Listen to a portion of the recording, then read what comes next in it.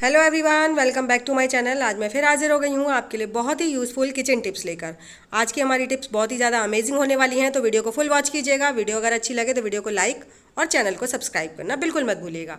तो चलिए बिना देरी करते हुए आज की हम अपनी पहली टिप जो है वो शुरू कर लेते हैं। आज की मेरी जो पहली टिप है वो है इस तरह की जो आइसक्रीम स्टिक्स होती है ना, उनको लेकर। इस तरह की आइसक्रीम स्टिक या फिर चाट वगैरह के साथ हम लोगों के घर में आ ही जाती हैं और उन्हें हमें बेकार समझकर फेंक देते हैं, लेकिन इन्हें बेकार समझकर फेंकने की गलती बिल्कुल मत कीजिएगा।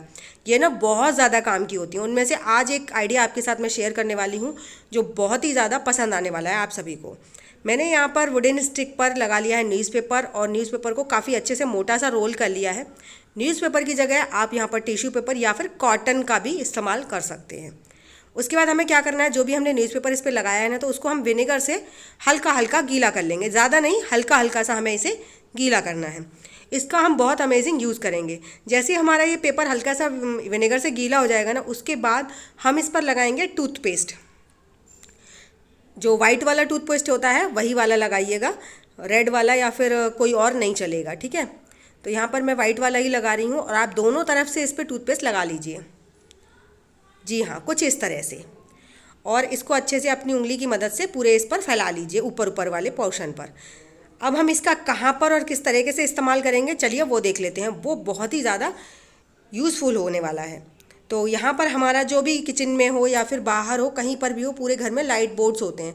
और जो लाइट बोर्ड्स होते हैं ना, वो बहुत ज़्यादा गंदे हो जाते हैं, लेकिन हम उन्हें साफ़ करने से भी डरते हैं। क्यों? क्योंकि इनमें करंट आने का डर रहता है। तो आप इस तरह से जब वुडन स्टिक पर न्यूज़पेपर और कॉलगेट और विनेगर लगा लेंगे ना, तो इसको साफ़ करना भी आसान हो जाएगा और आपको करंट लगने का भी डर नहीं रहेगा।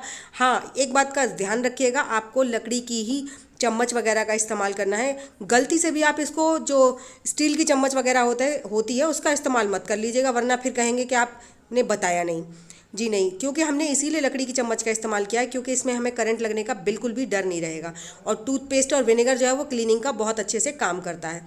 तो देख सकते हैं आप, जैसे जैसे हम इस पर रब कर रहे हैं वैसे वैसे इसकी जो चिकनाई है वो साफ़ होती जा रही है। क्योंकि जो किचन के बोर्ड्स होते हैं ना, वो सबसे ज़्यादा चिकने हो जाते हैं। तो हमें इस तरह से धीरे धीरे रब करते जाना है।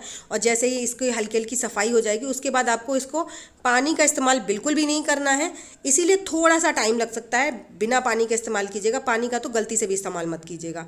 उसके बाद जैसे ही ये पूरा साफ़ हो जाए, आप इसे सूखे कपड़े से पोंछ दीजिए। तो देख सकते हैं हमारी पूरी चिकनाई जो भी लगी हुई थी इसकी, और ये पावर बोर्ड है तो इसमें काफ़ी ज़्यादा चिकनाई लग गई थी, तो पूरी तरह से हमारी साफ़ हो गई है बिना किसी पानी वगैरह के। और उसके बाद हमने इसे सूखे कपड़े से रब कर दिया है। तो है ना कमाल का आइडिया। आप बेकार समझ के जो चम्मच फेंक देते हैं उसका एक बार इस तरह से इस्तेमाल ज़रूर कीजिएगा। और ये बहुत काम की होती है। मैं आगे भी आप लोगों के साथ शेयर करूँगी कि ये कितनी काम की होती है जो चम्मच होती है।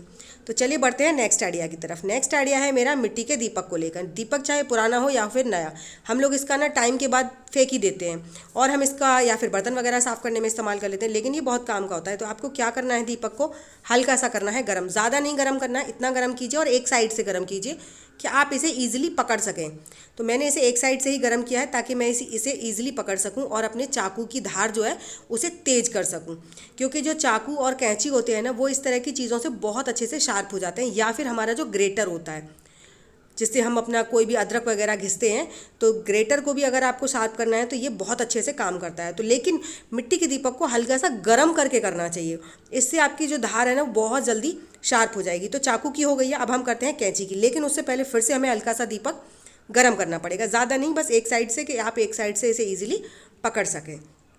और गरम जब दीपक से हम करते हैं ना, तो इससे हमारी जो धार है, चाहे कैंची की हो चाहे चाकू की हो, किसी भी चीज़ की हो, वो बहुत अच्छे से शार्प हो जाती है। लेकिन अगर आप ठंडे से करेंगे, ग्रेटर आप ठंडे से करेंगे तो चलेगा क्योंकि उसमें आप बहुत अच्छे से ताकत लगा पाते हैं।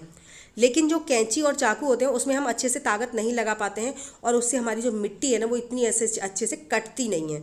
जितने अच्छे से ये उसको रगड़ रगड़ कर कटेगी ना, उतनी अच्छी से हमारी इसकी धार तेज हो जाएगी। और कैंची पर धार लगाते समय ध्यान रखिएगा, जिस साइड धार होती है उसी साइड में आपको रब करना है, जिस साइड धार नहीं होती है उस साइड आपको रब नहीं करना है, वरना आपकी कैंची खराब हो सकती है। तो जैसे ही आपका दीपक हल्का हल्का गर्म रहता है तो ऊपर से, साइड से, दोनों साइड से इसमें अच्छे से धार लगा दीजिए। चलिए अब इस कैंची को चेक भी कर लेते हैं कि इसकी धार तेज हुई है या नहीं हुई है।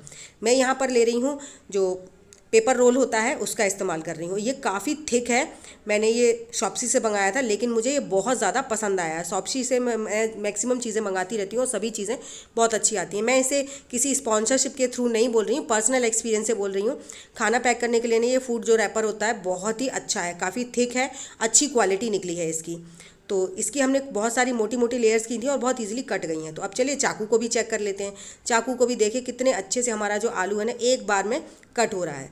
तो है ना कमाल की टिप। इससे आपका कोई टाइम कोई पैसा कुछ भी वेस्ट नहीं हुआ। आपने अपने बिना किसी ताम झाम के जरा सी देर में अपने हाथों से ही अपने चाकू और कैंची की धार कर ली है तेज। तो है ना अच्छा इसका टिप। तो चलिए इसी के साथ बढ़ते हैं नेक्स्ट टिप की तरफ। मेरी जो नेक्स्ट टिप है वो है इंडक्शन को क्लीनिंग करने के लिए। जैसे कई बार होता है इंडक्शन पे हम लोग पूड़ी पराठे वगैरह बना रहे हैं और बहुत ज़्यादा ऑयल वगैरह गिर जाता है। अगर ऑयल नहीं गिरा है तो हम उसे कैसे भी कॉटन के कपड़े से सूखे से साफ़ कर देते हैं। लेकिन जब दिखता है कि बहुत ज़्यादा ऑयल हो गया है इस पर, तो इसको हम किस तरीके से साफ़ करें, क्योंकि इस पर हम पानी का इस्तेमाल नहीं कर सकते हैं, इस पर हम साबुन का इस्तेमाल नहीं कर सकते हैं। तो क्या करें जिससे कि हमारा सारी चिकनाई इसकी साफ़ हो जाए और हमारा इंडक्शन एकदम बढ़िया तरीके से साफ़ हो जाए। क्योंकि चिकनी चीज़ें अब हम इस पर कुछ भी रखेंगे वो भी चिकना होगा, जिससे हमारा सरफेस भी गंदा होगा और चिकनाई कभी भी अच्छी नहीं लगती, किसी को भी नहीं अच्छी लगती। तो मैं तो इसको टाइम टू टाइम साफ़ करती रहती हूँ, ऊपर से भी और नीचे से भी। नीचे से किस तरह से करते हैं वो भी मैं आपको बताऊंगी।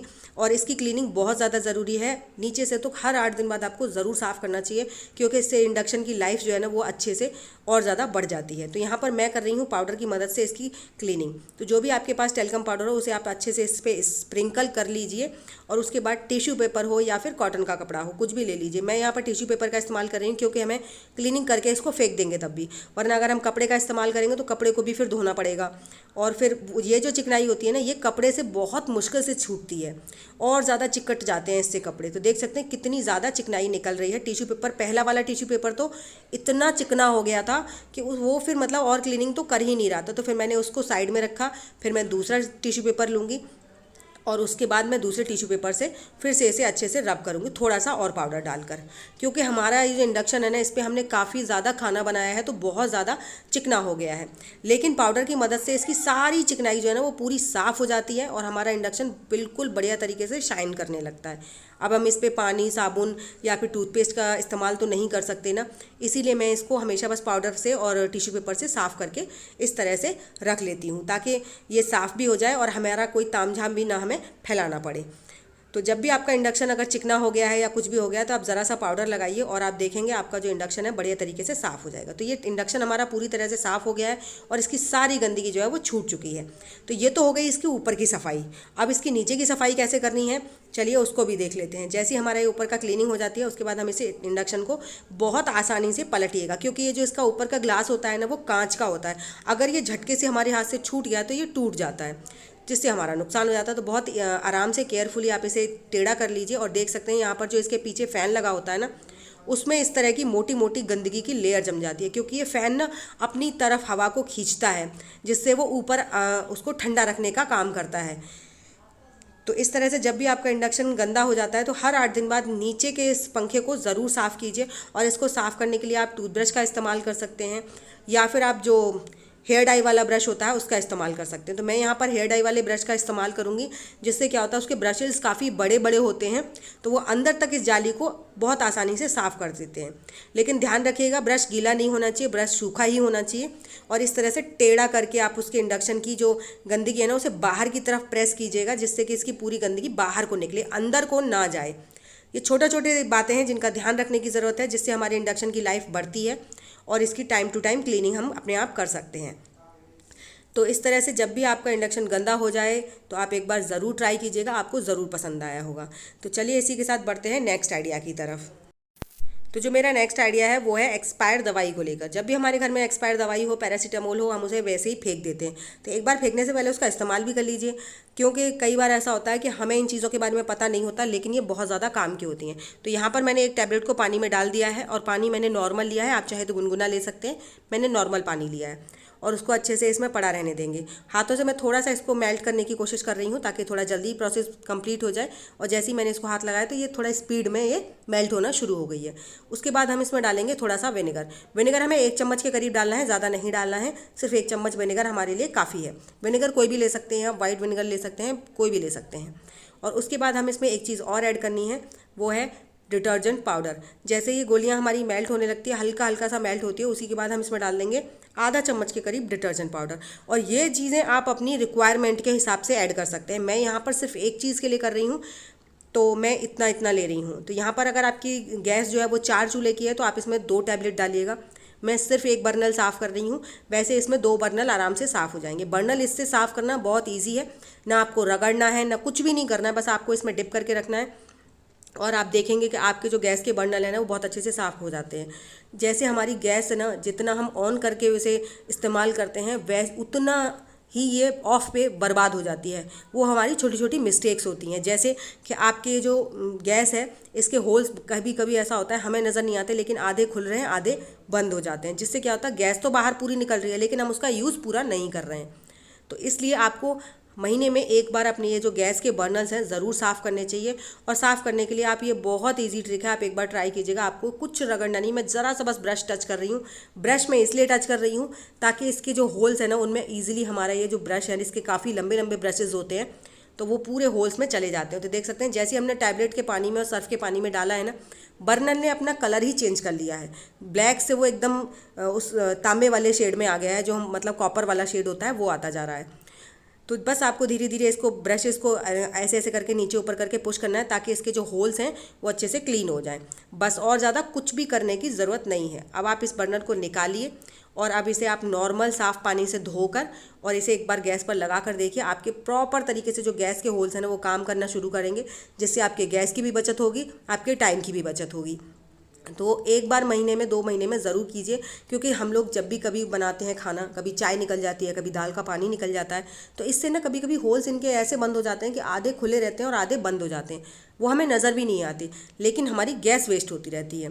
तो अपनी गैस को बचाने के लिए थोड़ा सा एफर्ट तो हम कर ही सकते हैं। तो देख सकते हैं जरा मैंने किसी भी चीज़ से कुछ भी रगड़ा नहीं है इसको, लेकिन फिर भी इसका कलर कितना अच्छे से साफ़ हो गया है, क्योंकि हमने इसमें दवाई का इस्तेमाल किया था। टैबलेट्स जो है ना वो इतने अच्छे से क्लीन कर देती है हमारे बर्नल्स को बहुत इजीली। अब इसको हम इसमें सेट करके और अभी मैं आपको इसको ऑन करके दिखाऊंगी हमारे कितने बढ़िया तरीके से जो गैस है ना, गैस का फ्लेम एकदम ब्लू आने लगता है।